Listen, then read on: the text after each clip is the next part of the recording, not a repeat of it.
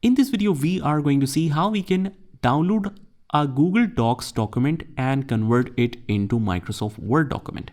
So that is very simple to do. What you can do is, let's just suppose that that particular Google Doc is open, like you can see here. I'll just go to the file and click on the download section. Now it's your choice. If you want to convert it to Microsoft Word, PDF document, you have that all document formats. So let's say that we want to convert it into a Microsoft Word document. Just click on this and it will immediately download this for you. And after that, you can simply open this and enable editing. And we have this converted from Google Docs to a Microsoft Word document. Also, if you want to locate this, you just click on the download section and you click on the show in folder.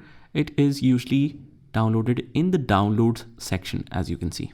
Also, if you want to download multiple documents, we just click on this little icon, Docs Home. And let's say I want to download this resume. And actually you want to open this for every single document and then you can download that. So that's pretty much it, guys. I hope you found this video helpful. And if you did, hit the like button and subscribe to our channel. And I will see you in the next one.